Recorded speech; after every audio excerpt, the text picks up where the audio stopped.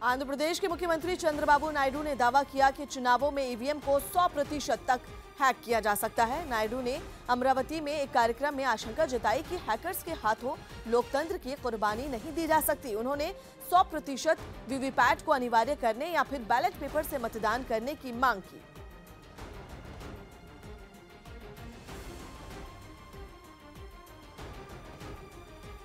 देश के पूर्व राष्ट्रपति और कांग्रेस नेता प्रणब मुखर्जी को भारत रत्न देने के सरकार के फैसले पर बयानबाजी शुरू हो गई। एसपी के कद्दावर नेता आजम खान ने इस फैसले को प्रणब मुखर्जी के आरएसएस के कार्यक्रम में शामिल होने से जोड़ दिया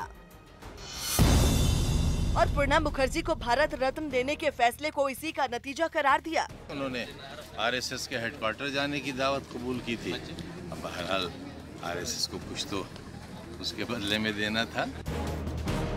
जेडीएस नेता दानिश अली भी आजम खान की बात को आगे बढ़ाते नजर आए। आरएसएस हेडक्वार्टर में जाकर के धरती पुत्र कहा, शायद ये इसीलिए उनको नवाजा गया है। जबकि बीजेपी ने इस फैसले पर बयानबाजी करने वालों की सोच पर ही सवाल खड़े कर दिए। उन्होंने शाखा में ज्वाइन किया है, कोई आरएसएस के साथ मिल गए, न आरएसएस ने कहा न प्रणब दा ने कहा। इसलिए ये बात बिल्कुल जिसको कहते हैं संकुचित दायरे से दलगत राजनीति से ऊपर उठकर ना सोचने की जो मनस्थिति है उसकी परिचायक है।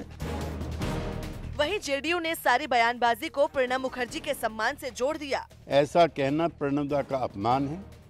प्रणब दा भारत की शान है और उनका लंबे समय पार्लियामेंट्री पॉलिटिक्स में गुजरा है, वो सभी के लाडले हैं।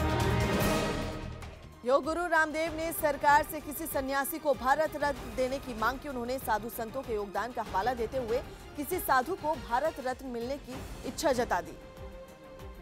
दुर्भाग्य है कि 70 सालों में एक भी सन्यासी को भारत रत्न पुरस्कार नहीं मिला। अगली बार मैं भारत सरकार से आग्रह करता हूं कि कम से कम किसी सन्यासी को भी भारत रत्न जरूर दिया जाए। चीन की कंपनी माइजू ने जीरो नाम का एक ऐसा मोबाइल फोन लॉन्च किया है जिसमें एक भी होल यानी सुराख नहीं। News18.com की रिपोर्ट के मुताबिक कंपनी का दावा है कि यह दुनिया का पहला ऐसा स्मार्टफोन है जिसमें एक भी सुराख नहीं। इसमें न तो चार्जिंग पिन लगाने के लिए कोई जगह है, न ही हेडफोन के लिए कोई ऑडियो जैक दिया गया है।